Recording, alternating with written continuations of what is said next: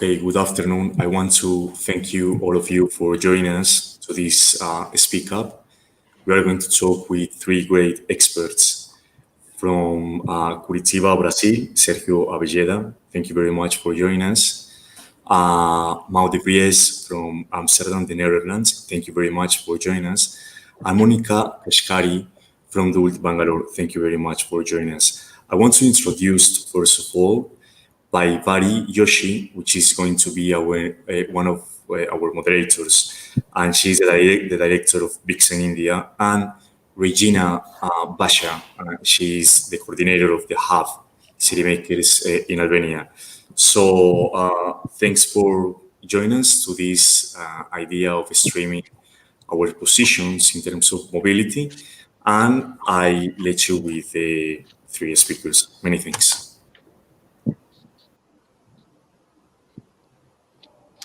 Hello, everyone. Welcome in the Speak Up of our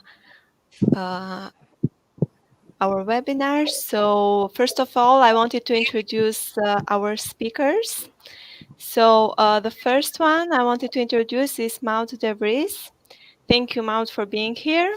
She is the co-founder and the CEO of BYCS. This is an Amsterdam-based social enterprise driven by the belief that bicycles transform cities and cities transform the world. Their ambition goal is 50 by 30, which means that half of all trips by bicycles in the cities worldwide by 2030. Following that this is a very ambitious goal, they have started with very radical and inspirational solutions, and one of them is the 42 bicycle mayors in India, which right now is happening, and they are adding more and more every year. So thank you, Maud, for being part of our webinar. I will continue introducing Monica Kashkari. Thank you, Monica, for accepting our request and invitation. So Monica is working with the government of Karnataka at a senior level as Joint Director Town and Country Planning. She has a total experience of 18 years in the field of urban planning and architecture, including also administration office. She has been working on various urban infrastructure projects, including the projects assisted by ADB and World Bank under various capacities, preparing infrastructures and investment plans for 146 ULBs and comprehensive traffic and transportation plan for Bangalore as the task manager. What is worth mentioning is also that she developed project concepts for cluster city development under ADB assistance, and at the same time heritage-based urban development under World Bank assistance. So thank you, Monica, for being part of our speaker. Last but not least is Sergio Avelleda, Director of Urban Mobility at World Resource Institute Ross Center for Sustainable Cities in Brazil. Before, he was the Secretary of Mobility and Transport in São Paulo in Brazil, trying to manage the traffic challenges and the most extensive bus system in the world. He was also the president of the São Paulo Metropolitan Company, which transports 4.5 million people daily on 4 subway lines. And what is interesting to mention is that he changed the interaction with the users, incorporating in this way SMS reporting and other programs which were awarded by the UITP. Also, Sergio used to be the president of the Suburban Transparency of São Paulo, Brazil, and what is worth mentioning is also that he's a cyclist and he's passionate about connecting people in cities. So thank you, Sergio, for being part of this Speak Up.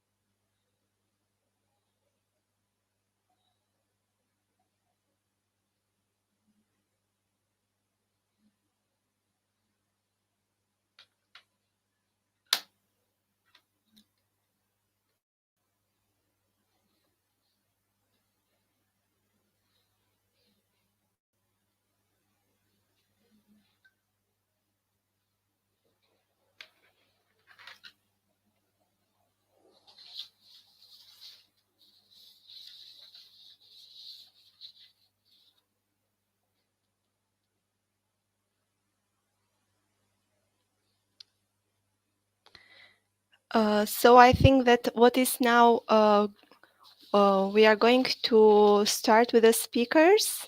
So first of all, I want to invite Maud de Vries from the BICS in order to show about the mobility and walkability, and if she has anything more to add for our topic. So Maud, the stage is yours. Thank you, Regina. Thank you. So I was thinking if we are here working with city makers, I really wanted to show you some piece of inspiration that we do at Bikes as well. So thank you for introducing me really well, and also the company we are in. I think right now after COVID, we see a big emergency for more walkability and cyclability in cities. And one of the things that we do is we give inspiration to the cities. So just before the lockdown, we had a big architecture biennale in the city hall here in Amsterdam, but also in some cities across the globe. And I want to show you a little bit about that. So maybe I can share my screen and show you a video that we used. That would be interesting.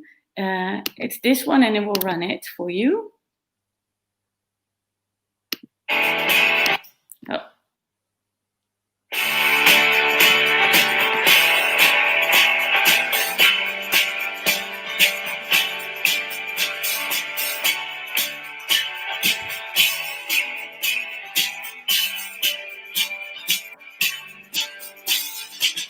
The Bicycle Architecture Biennale is really a celebration of that architecture that's heralding the beginnings of bicycle cities. What we saw in the 20th century was that cities were being planned around increasing and inspiring car use. And what we're seeing now at the Bicycle Architecture Biennale is that we can find other ways of building that inspire more architects, thought leaders, urban planners to really put the bicycle first. And it could inspire drivers to shift from using a car to using a bike. I think architecture can play a role in order to get people to use the bike, especially where the Vries Bridge has been built, because by creating this bridge, the distance between the new part of the city and the old city center is shorter, so people can use that instead of taking the cars to take the bridges that are further away.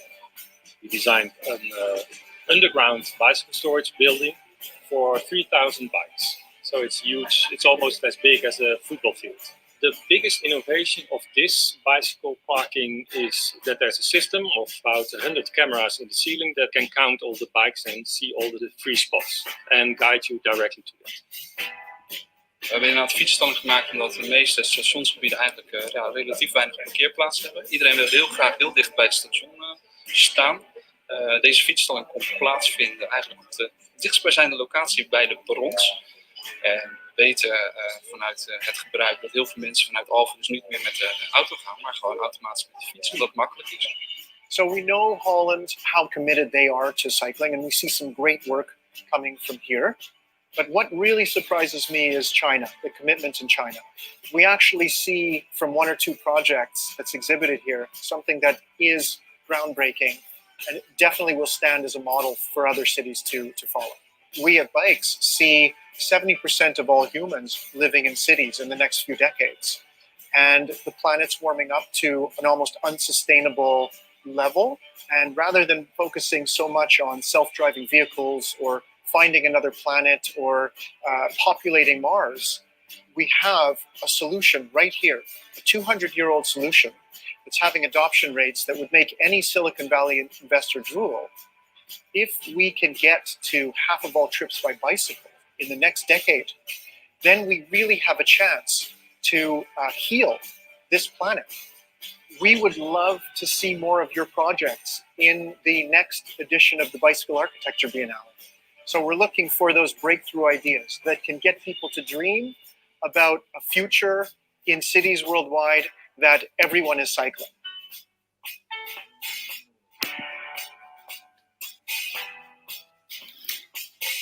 Oh, it's still running, I'm sorry.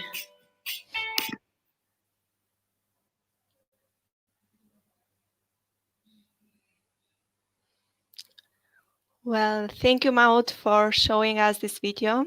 It is very helpful, and it also gives something very clear ideas about Netherlands. Now I think that the stage can go to Monica Kashkari to show her work. So Monica, you have the word.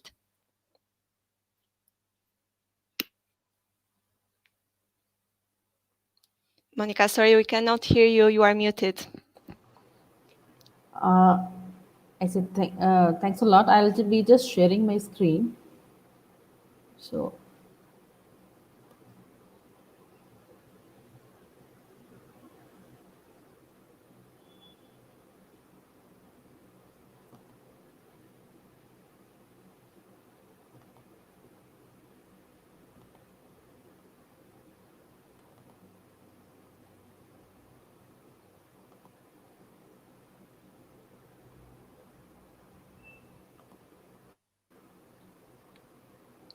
I hope it is visible. Yes. If you can make it full screen, maybe it would be better. It is full screen, is it not? No.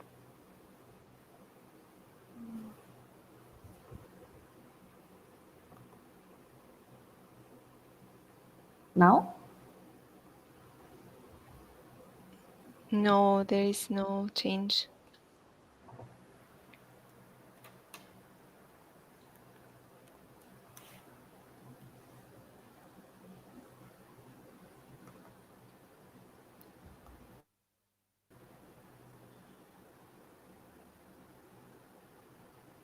Yeah, I think it's okay. You can continue.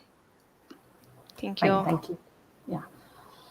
So let me start by this. I represent a government organization in the state of Karnataka, India. And my workplace is in Bangalore, and it is there where I'm working. Directorate of Urban Land Transport is one of its kind of department, a government department in India, because it is the only department looking very specifically into urban land transport, and that is what we are doing basically. Going by the transport scenario, and I'm here specifically talking about Bangalore per se, we have really, no, if we start comparing it with the whole urban context of our state, Bangalore, being the capital of Karnataka, has seen the brunt of urbanization. About 38% of the vehicles registered in Karnataka are in Bangalore. There are about 10 million motorized trips happening in Bangalore. And actually, these trips are likely to be tripled by 2031. The average speed on roads is 11 km per hour, and average trip length is only 9.6 km. So effectively, transporting in Bangalore is really very difficult. And add on to it the pollution levels, definitely going bad. One important aspect of city's life, I would like to add, that Bangalore had about a bicycle share, people cycling, in 1980, about 16%, and it came down to 2% in 2011. We don't have the current figures, but what we are trying to do is to ensure that we move from motorized mode of transport to a sustainable mode of transport. These are some visuals of Bangalore, which once had abundant lakes, very pleasant climate, once parks and gardens, is now going bad. So this is what is at stake. This is what we are missing. This is what we need to go back to. And that is what our agency is proposing to do. For doing that, we really need to look at, have a top-down or top to bottom approach. We need to see who is important in whole provisioning situation. It is the people who matter, and we need to move the people, not move the vehicles. So that is how the agency, the government is working on. So The director has started, and directorate started planning and came into existence only in 2007. So we are only 13 years old. Our mission was to have an efficient and sustainable and integrated transportation system in urban areas. And Monica, sorry for interrupting. I just wanted to let you know that the slides are not changing. I don't know if you are in another slide or in the first one. Oh, the slides are not changing? No, they are not. Oh, I've gone back. Can you see Yeah, my slide? now they are changing, and now we are the 5 page. Okay, Yeah. okay. I think I'll be in this mode only because there's some issues. I think there's some sort of a lag and I'm not able to move it further. So the mandate that was given to us was that we also look at the finance and leverage the state urban transport fund. We assess the no, stakeholders, including the urban local bodies, to prepare projects for sustainable urban transport, to take it further, and to also engage with intense technical communities first.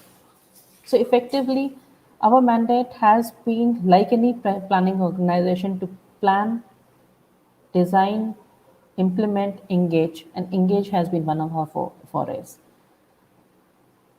From 2007 to 2020, there has been a lot of increase in what we have been doing.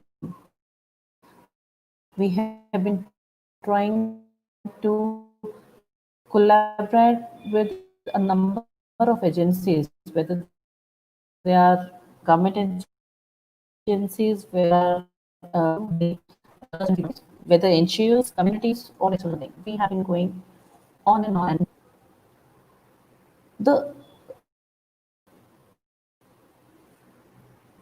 the growth of the department has been such that our mandate and the mission that we came for to provide sustainable transportation, we are sticking to it. And it is looking at the mobilities, non-motorized mobility that we are trying to provide, that we have done. To start with, we started something called a cycle day, and again it was a engagement with the community, wherein we tried to popularize cycling as a short preferred mode of commute. And we saw a lot of engagement, lot of public coming in, lot of awareness drives, lot of public participation. If we see, there were about 41 community partners, about 40 neighborhoods that were covered, and as you see, it is actually distributed all over the town. We moved from having first cycle day in Kaban Park, which is a city level park, to now a number of places, number of events, even events happening every twice a day. The impacts have been wonderful. We try to engage with the community. We try to uh, get more initiatives on board, like walk to school, cycle to work, or a public bicycle scheme in Bangalore. With these impacts, we were able to spearhead an agency specifically planned to cater to non-motorized traffic transportation, and it was set up in 2018 under the Directorate of Urban Land Transport. With this, Sorry, Monica. There are only 2 minutes left, so cycling we should hurry up. initiatives moved to tier 2 cities, and so we starting from public, engaging with public, trying to build a public participation, or trying to engage with public. We have now moved to a tier 2 level of engagement, going to other local bodies other than Bangalore. Coming to post-COVID initiative, we have tried up a pop-up cycle lane in our outer ring road area in Bangalore, and a dedicated cycle lane of about 1.5 meter wide, about 17 kilometers long, has been initiated. The work is under progress, and from idea to design to implementation, it's just 4 months that it has taken. So this is post-COVID initiative that we have taken. To spanning it up further, we try to crowdsource routes for cycling. We moved in something like routes, and we try to engage with public to give their ideal routes where they would like to do. And this was no, like you observe, you mark, and you upload your routes that you want. We also try to have a committee for cycling in Bangalore, where we engaged with other stakeholders, tried to bring in public representative, public perception people, non-governmental organization on board. With this, sorry for interrupting, Monica. This is very interesting, actually, and we think that maybe we should give details later about this topic, because it gives a lot of information for our theme. So maybe it would be good to mention in general, and then we get in details later. What do you think? With cycle,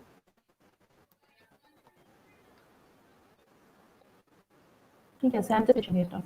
So with cycle day 1, we now move to a cycle day 2, which is sustainability mobility accords, and this is what we are looking at now. We are bringing in people on board and trying to see cycling gets to the next level. Thank you. Thanks a lot. Yeah, this is a very nice perspective on India, and thank you for giving us this presentation. Now the stage goes to Sergio. Hello, Sergio. Thank you. Thank you very much. First of all, thank you for the invitation to join this amazing conversation. Thank you for the city makers, and congratulations for your amazing job around the world. Yes, I think this pandemic and the social isolation measures that was adopted for different countries around the world revealed us different aspects of urban mobility environment. I want to emphasize it is, first of all, the public transportation crisis. Before the pandemic, we were observing around the world that we were losing passengers from public transport to private cars, to ride-hailing services, for different reasons in different countries. But actually, it's a consensus that the public transport were losing space in cities. After the pandemic, this crisis was exacerbated. Just right now, we are facing an important financial crisis in public transport around the world. And it matters a lot for active mobility and for sustainability in cities. The role of public transport is essential, especially in the big cities in the South Global, where people depend on public transport to access jobs, opportunities, public services, education, health services, etc. So one of the main priorities for cities just right now is to manage this crisis and to find new sources to support public transport. It's important to say that in general, cities use 2 different sources to finance public transport. In general, cities ask people to pay for the service. When cities have only this source, it means that the city recognizes that the only benefits for public transport are the users. The users are the only benefits of the service. Some cities, for example, São Paulo here in Brazil, they pay subsidies. They subsidize the public transport. Around 30% of the cost is paid for the city government. When some city pays subsidy, it means that the city recognizes that the beneficiaries of public transport is not only the users, is the whole society. So it's fair that the whole society, all taxpayers, contribute for financial sustainability and contribute to reduce the fare. And it makes public transport more accessible. We have more accessibility. But just right now, after this crisis, we are losing fare revenues. The budget, the public budget, are facing much more expenditures and less revenues because of the economic crisis.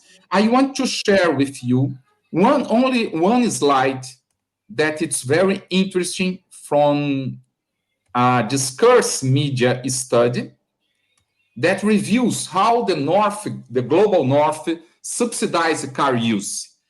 Let's see, if you decide to go to your office walking and it will cost for you $1, the society will pay 1 cent, just 1 cent. It's very cheap for the society if you decide to walk.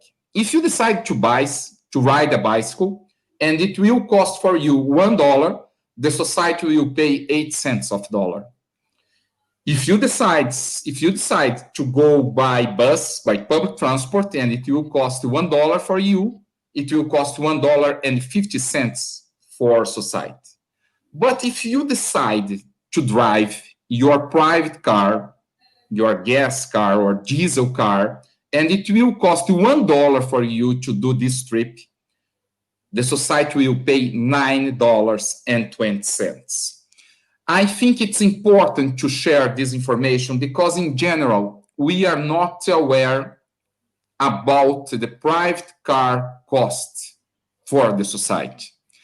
And in general, it occurs because if you go in your city to the City Hall website and you try to consult the public budget and you ask in the website how much money my city is paying for private cars, probably you will not find this information.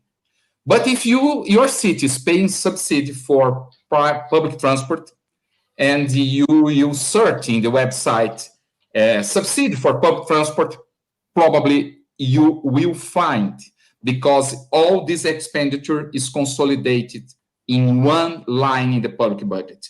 But all expenditures that the city governments are paying for private cars, in general, it is not consolidating in one budget line. So people don't discuss it, don't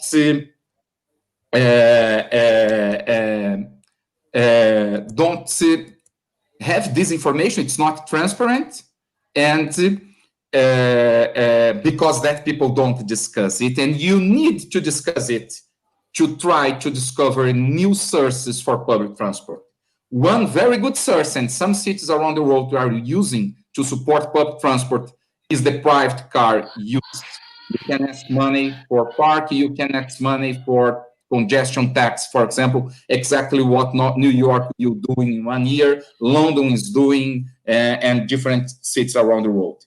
Another important aspect is the active mobility, because we are losing passengers. One of the important reasons is because people are concerned to use public transport because of the pandemic and the risk of contamination. The risk is these people shift from public transport to private cars. And we need to act just right now to avoid this risk, because this risk will contribute to increase the congestion, increase the air pollution, and increase the road fatalities. Some cities around the world are using this space that was created by the social isolation measures to redesign in their streets. For example, Porto Alegre in the south of Brazil, they use this time to create new bus lane, exclusive bus lanes. It's cheap, it's quick to implant. Only painting the streets, we can offer much more reliability. We can reduce time travel for public transport and increase the attractiveness for users. At the same time, they implanted a lot of new cycle lanes. We can do it using tactical urbanism. It's very cheap. it's quick. And after the pandemic, this city will be much more friendly for cyclists and pedestrians. And it's essential to connect these infrastructures with the public transport terminals or stations. And it's a good opportunity to think about on-demand services. In general, we in some lines, some routes in the public transport, we have a low demand, and it doesn't make sense to maintain the fixed routes, bus lines. It's much more flexible and cheaper for cities, and it is cheaper for cities if you can create a service based on demand. And to finish this first introduction, I want to say two things. First of all, road safety should be an ethical priority for decision makers around the world. Yesterday in Brazil, an important research institute published a study that we are losing $27 billion per year in Brazil because of road fatalities. We can save this money. We can reduce or eliminate fatalities around the world using, for example, the Vision Zero methodology. And the last one that I want to emphasize, we need to pay attention for urban freight. We are increasing a lot deliveries around the world. New York City has more than 1.5 deliveries per day. So we have much more trucks using the public space and disputing the same space with cyclists, pedestrians, cars, exclusive lanes for buses, and without a good framework regulation developed by the city government, including the civil society participation, we'll have much more issues, congestion, pollution, and road fatalities caused by deliveries. So this is my first thoughts as an introduction. I hope we will have a great discussion today. Thank you very much. Thank you, Sergio. It was a very, very nice introduction. So we think that we should move on with the discussion and continue in details what you already discussed now. Following that, mobility and walkability has been primary areas of interest over the decade. So we want to continue and elaborate more the initiatives in India, Brazil, and Europe as a parallel viewpoint to mainstream mobility ideas in cities. So we will introduce 4 prompts, and each of you will have like around 3 minutes to give their ideas. And we start a discussion, not just introducing our ideas, but maybe also asking and discussing with each other. So the first prompt will be given by Vries. Yeah.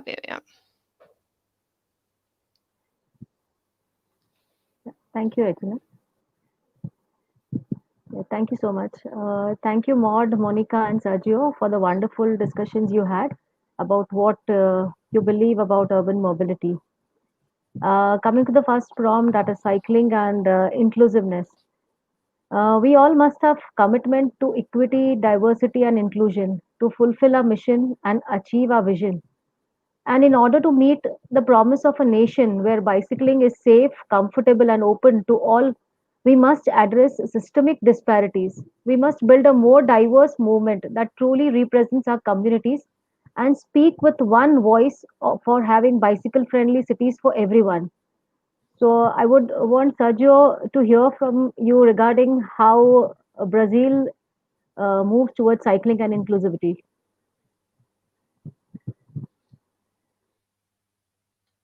Sorry. Yes, we have different experiences in Brazil, in different cities about cyclist infrastructure. For example, São Paulo, the biggest city in South America, started to build cycle lanes in 2010. When I was working at the Suburban Trains Company, we built a new cycle lane. It was 25 kilometers of cycle lane. It was the first isolated cycle lane in São Paulo. And between 2013 and 2016, the city government, the local government, built more 400 kilometers. And just right now, the city is implanting new 108 kilometers. At the same time, they implanted a new bike share system. Just right now, we are observing a lot of new cyclists in the streets. It's amazing to see when you offer the correct and good design infrastructure, safety, protected infrastructure, the cyclists start to raising up. It's amazing to see just right now in an important avenue in São Paulo, the name is called the Avenida Faria Lima. It is an important business financial district in São Paulo, and the people arrive there to work by a metro line. The metro line station is located in one of the sides of the avenue. People use the bike share system to go to the office. During the morning, we have much more bicycles congestion on the cycle lane than cars congestion. It's amazing to see how people accept the invitation to ride a bicycle when we offer a correct and good design infrastructure. And it's important to say, I want to emphasize that the essential pillar for the success of bicycle plan, is to connect for the public transport, to have good space to park bicycle, as we saw during the introductory video shared during the introduction. When you have a good bike share system that people can access using the same cards that they use to pay the public transport, the idea is to have a fair integration between public transport and bike share systems. And of course, we had a lot of resistance from businessmen, from some neighbors, some neighborhoods. I think the best way to manage the resistance is to develop the cycle lane plan, inviting the civil society, the neighborhoods, the businessmen to work together, the city government, and to design this infrastructure. And when you involve people, when you engage people on the plan, it's easier to reduce resistance and to gain allies, to obtain more allies, to accelerate cycle lanes infrastructure implementation.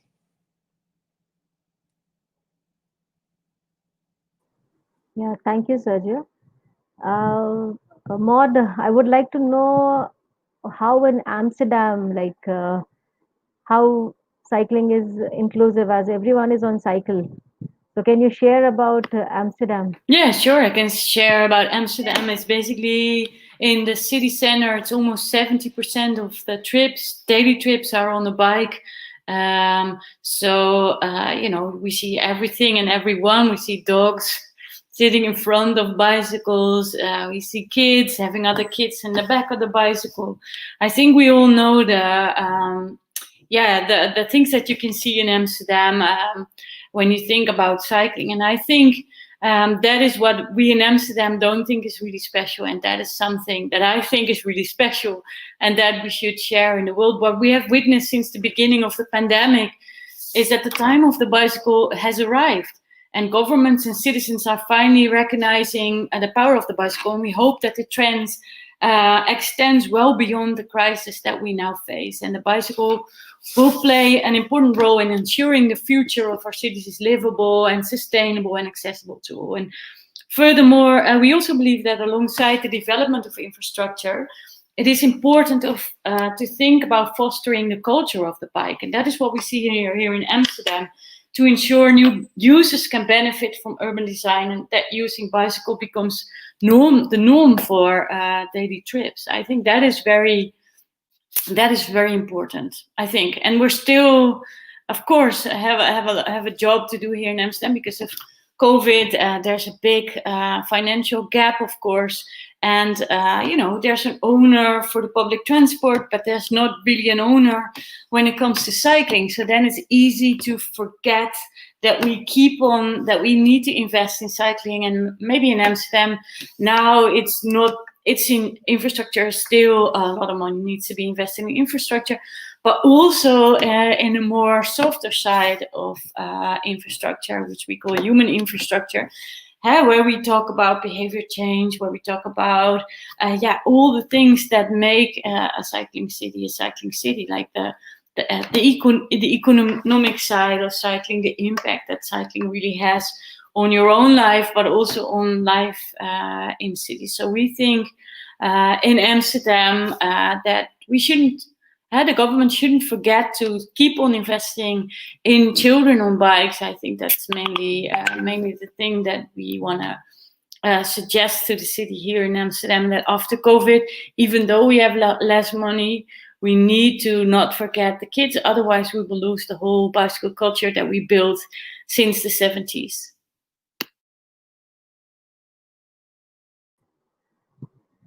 Thank you, Maud. Yeah, so true that we have to look into the children. Yeah, Monica, in India, we are still struggling for having a cycling infrastructure.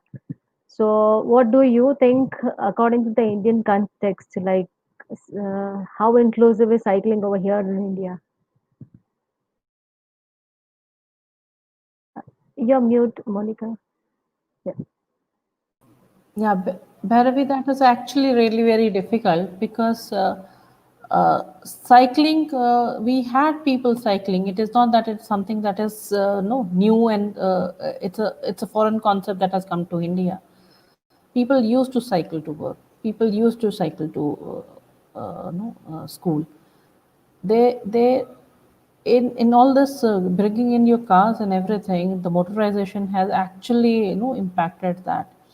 So what we have felt here in Bangalore is that even when we were trying to crowdsource ideas from people about the cycling routes, we see a lot of people coming in forward. There were a lot of inputs from there. So in fact, a whole network was generated by the ideas of the people.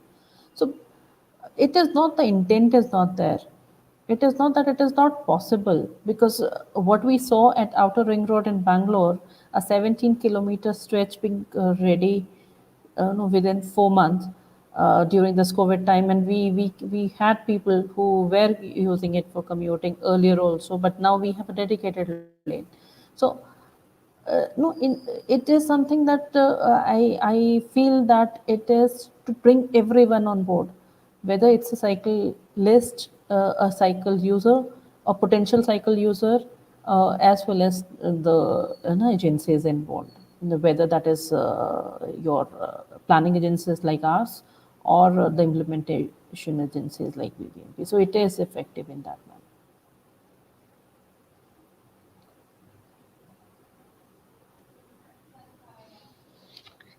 Thank you, Monica. Thank you, Maud and Sergio. This was very, very interesting, all the information you gave to us. Actually, I have a question because following to the place that I stay, Albania, there are a lot of things to be done in infrastructure, especially in cycling. And actually, we don't have a culture of cycling, and even I do not use the bike here.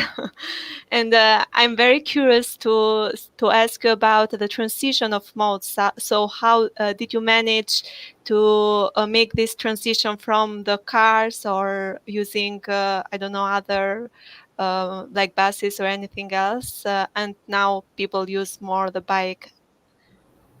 So maybe we can start from Brazil. Thank you, Regina. Yes, I will explain two different experiences. My personal experience, I had a car, I sold my last car in 2014, but I stopped to use cars every day in 2013.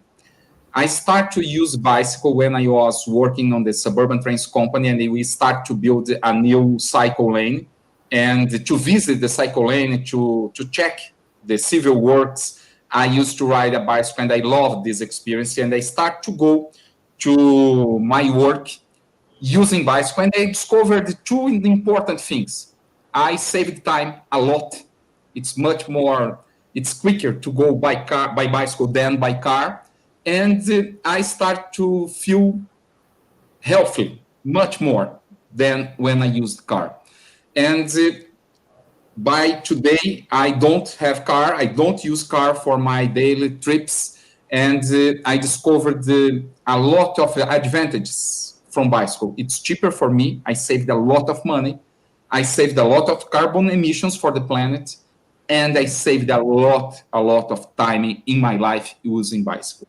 But as a public officer, when I was working in the urban mobility secretary at the city government in São Paulo, what we observed, people started to shift from private cars to bicycle when the city offers good infrastructure. We will not allow your son or your daughter to use a bicycle if we don't have a safety environment to do it. When we started in the São Paulo to build massive cycle lanes, it was empty in general. And people who offered some resistance, they said, you are taking space from cars for ghosts. No one is using this infrastructure. Just right now, after 5 years, the city is observing a lot of cyclists, especially during the pandemic, to deliver food. A lot of cyclists contributed to keep people, to maintain people in conditions to be in a social isolation because they received food, for example, from cyclists. So it changed a lot the behavior, but I think the key of success for this politic is to connect this structure with the public transport, especially in the big cities. It's hard for someone to ride more than 10 kilometers to go to the office, but so people live much more than 10 kilometers in a city as São Paulo. But if you connect the cycle lane with the public transport infrastructure, we can leverage the cyclists and the bicycle use in the cities. Yeah, thank you, Sergio. I actually totally agree with you because in Albania there is a very lack of bicycle roads, and I think that's also one of the main reasons why I don't bike. When you don't feel safe, you just don't go for it. What about in Netherlands? How is this transition? Yeah, it's funny because I was already explaining that we bike a lot, but I think especially on what you were just saying on health and mental health issues, we see that a lot. People are using the bikes more and more, especially during the lockdown. And we also believe that right now, after reopening, although still we're in phase red, we see an increase of people using the e-bike in Amsterdam. So I think still there's a lot of possibilities. What we also did here in Amsterdam is public transport. Kids were not able to use public transport to go to school just in May, June, something like that. And then the city said that a kid that didn't have a bike could have a bike for free and the city would pay for it. So we did that and monitored that for a couple of months, and I think that was a very, very interesting pilot that we did. And it's connected to something that we call universal basic bike, where we think everyone should have the right to have access to a bicycle.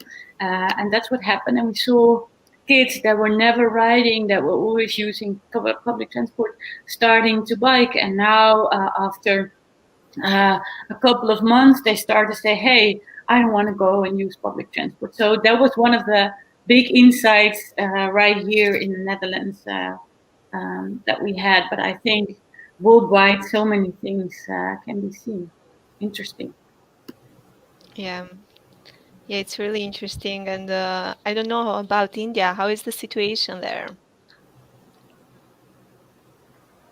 Yeah, what happens is, rightly said that cycling has to be safe. You should have an appropriate infrastructure in place. And yes, not more than 10 kilometers of bike ride. That means that has what is a limit for one to cycle, and be in good health if you're commuting for purpose. And linkages to public transportation. So we have been trying to get everything on board. We know the building blocks of getting it right. We have seen that, for example, In our city of Mysore in Karnataka, we introduced public bicycle share system somewhere in 2018, and it is really become a way of life. You have students coming from buses far off, getting down in Mysore and commuting to university and colleges or for their work. So effectively, linkages to public transport is what is important, and I think most of our planning that we are right now looking at is looking at having some mass transit access, and then collecting the last mile uh, by cycling or walk, and that is what we are looking at. Thank you, Monica. Yeah, I think I should write all what you said and send it to the mayor of Tirana. I think it will be helpful here in Albania. Well, I think now we should continue with the questions, because we had some questions and comments from the people who are looking at our webinar. Vries, do you want to start with the questions? I guess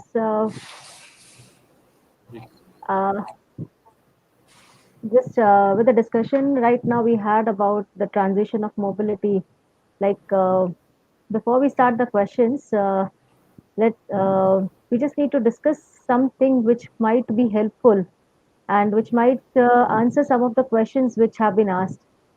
So basically, when we are looking into why Dutch cycle so much, so when we just see that, we come to know that they cycle because they really have built a dense 3,500-kilometer network with a separate bicycle infrastructure. They really cycle because they have tamed the motor vehicle with over 75% of their urban street traffic calmed to a speed of 30 kilometer per hour or less. And they cycle because the government spends an astonishing 35 US dollar per person per year on the bike infrastructure.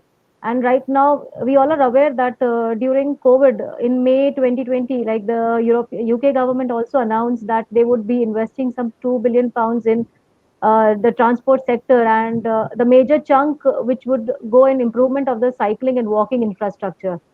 So, Maud, you shared that everyone should have access to cycle.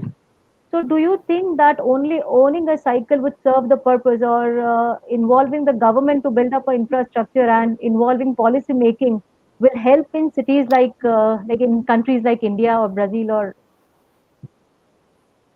I think what we saw here in the pilot in the Netherlands is that we have a lot of kids in particular that are not cycling and using public transport. So our alderman proposed in the beginning of this year that kids should have free access to public transport. Makes sense on the one hand, but of course, as we know in Amsterdam, all the benefits and the impact that cycling has, then some people were thinking, why not active mobility? Why not give them free access to the bicycle? And that's what happened because of the pandemic. And I think if we think about that worldwide, if let's start with children, if they would have free access to a bicycle, I think many, many more children would cycle, and you would create this cycling culture. So I think actually this is an idea that we want to develop much, much further, also together with the city of Amsterdam, but maybe also in other places like in India, Barafi, for example. I think that would be very, very interesting thing to do. And there was another question I saw about the bicycles ending up in the canals. It is a good question. We have 22 million bicycles in the Netherlands, and we have only 18 million people living here. So we already have a lot of bicycles here in the city, and we have little public space. There's this balance, this question of balance. And then suddenly came the bicycle share companies that basically dumped their bikes, which Dutch people believe like are cheap and crappy bikes, in our streets. And the people were just so angry about it that they dumped them in the canals, and it was really terrible. But we saw that worldwide also. I'm not against bicycle share, not at all. But that was what happened in the Netherlands. I think with other models, with like subscription models, for example, you have a good maybe first side on an idea that could be really, really big and help create a cycling culture in the city. I think that's what I just said, that cycling, if you want to cycle, it's not about building the lanes and they will come. You have to do much more. Thank you, Maud.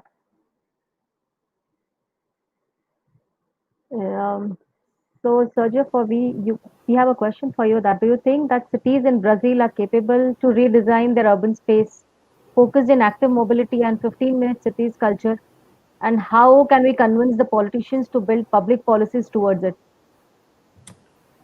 Thank you, Rodrigo, for this important question. I think, yes, of course, I believe that cities in Brazil are capable to redesign their urban space. And first of all, I believe because some cities are doing it. And I want to emphasize about Porto Alegre. It's a very good example of what they are doing. In the last 2 years, they have developed one complete street project, amazing project. They built new cycle lanes. It's a completely new infrastructure in Porto Alegre. They had a few number of kilometers on cycle lanes. They used the period that cars were not in the streets because the social isolation measures to accelerate cycle lanes adoption and new exclusive lanes for buses that is very useful to increase the reliability and to reduce time travel. It's not bus corridor because bus corridor asks a lot of infrastructure. It's only exclusive lanes. It's cheaper and very efficient. It contributes to reduce emissions because if you have in the same line exclusive lanes, new exclusive lanes, you will be more efficient. You can reduce the number of buses and maintain the same level of service.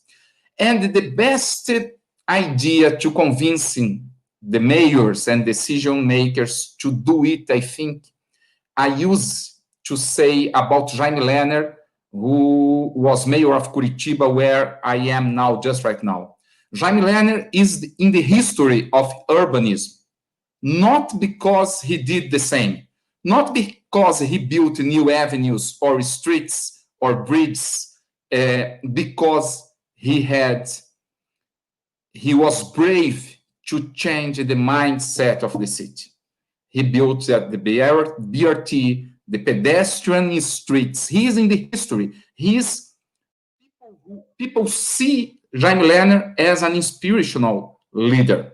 So if the mayor wants to be a new inspirational leader, and I believe that all mayors want to be like that, they should do a different way. Of course, at the start, they will face some resistance, but the change every time raise the resistance. But with very good social engagement, you can reduce this resistance and you can be in the history as a very good mayor and innovative leader. So true, Sergio, that everyone resists the change. So, Monica, what measures can be taken to decongest the streets in Bangalore's core areas, especially in the central market streets and the commercial centers? Because we know that when there's going to be a change, and that everyone is going to resist. You're mute, Monica. Very high. Really, no, wonderful question, because even we are struggling to get that right. Bangalore core has very small width of roads. So effectively, the market areas and all that, there has been one effort that has been done by our organization in terms of getting this Gandhi Bazaar, which is in the core, pedestrianized, and we are looking at having active streets, having proper spaces for a pedestrian to move and shop around, proper places for street vendors, and active, you can say public spaces created wherein when people come in, they enjoy the sense of shopping, being there itself. So that can be one way of looking at it, but we cannot get everything pedestrianized. That will get a lot of resistance for doing that also. But wherever widths are available, even in the core, we are looking at getting our pedestrian movements proper. That means pedestrians are able to move from one end to the other end seamlessly. Along with that, if possible, wherever possible, bringing the cycling culture. Because as you know, we have a public bicycle sharing system in place in Bangalore. So if people in the core are able to use it effectively, so definitely we are looking at these aspects.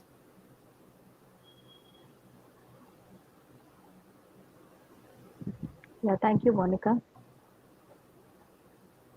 Yeah, so Maud, you just answered a question when someone wanted to know that 70% of Amsterdam citizen uses cycle, and the major issue is that they see people dumping their cycles in the rivers. So when everyone globally is shifting towards having a cycle-friendly city and having more people on cycle, so do you think that this can become a global problem when many are there on cycle? Yeah, we see with the bicycle share companies, we already see that was a global problem. And what was really good this week, my organization posted something where we saw that in Mexico City they refurbished some bikes that were dumped. So basically, that's my problem with the bike share systems. They feel so cheap, you know. So people don't see value in it, and that could have a really bad flip side. But I think it's all about the model and about ownership. So basically what you see right here is that people don't feel any ownership over the bike. So if they get lost or they get stolen or they are broken, people don't feel the need to sort of do something about it. And I think that's not sustainable at all. So what we developed in the Netherlands and what you see now grow is this model where people can sign up for a bike, and then like insurance and all that stuff is related to it, and you bring the bike to your house. So actually you don't own it, but it's more like a subscription model, like we see with Spotify and stuff like that, so that you can sort of have the bicycle at a monthly rate, and it's yours. So you have to take care of it, otherwise you pay a fine. And I think that is the good way to find, or is a good way at least, because there might be more good ways, but that is a good way to sort of to find a bit more ownership and to prevent bikes from ending up on the bottom of the canal. And I don't think that was really a big problem. It was a problem in Amsterdam. We talked about it with the city government, but in the end, of course, that's a nice picture, but that was more the problem that people just didn't want them use up our public space. And you could totally see that. There were just big trucks, opening up their doors, and hundreds of bikes were basically being dumped on the streets. And people were like, what, that's our public space. That is where we go. That is where we bike and walk. So people didn't like that. But I think pretty fast we cleared that out. And now it's back to normal here in Amsterdam. So I think, ownership is very important when it comes to this.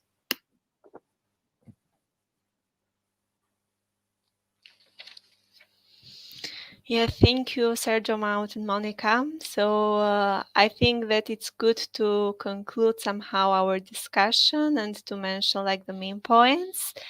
So as I understood that what is the main and most important thing in cycling is the road safety. So as long as it's the right infrastructure and it's designed the right routes, people will get encouraged to use the bikes and not the private cars or even the buses.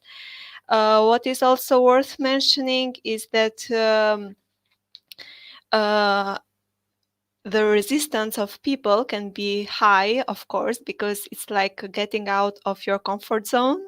And but after you involve them and you find a way to have a participatory design with the citizens, and then this would be the best way to invite them to see that there are something better than using the car, and this is the bike in this way, they will get also encouraged, and they will have like this ownership feeling, like, okay, we have designed that and we have to maintain this one.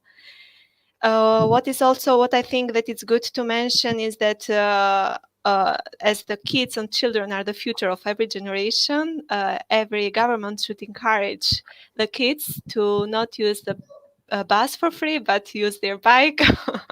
And I also think that in post-pandemic and with all this crisis, it's very nice to see that there are cities and countries that give bike for free for children, and in order to not go with public transportation to school and also risk their health. So, and regarding the health, as long as you are fit, you should have a bike. So people should definitely start biking, and I will start biking after this webinar.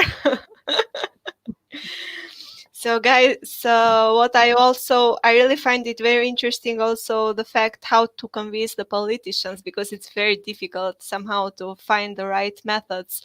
And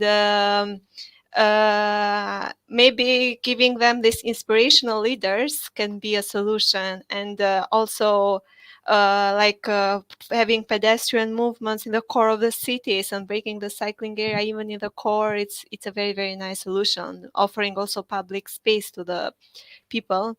And at least, last but not least, is also what Maud said now about ownership. As long as we have the ownership of one thing, then we can find a way how to maintain it.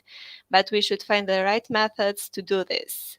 And bicycle will for sure be like the best solution, even in post-pandemic, to stay safe, healthy, and also control the climate change in each of the cities.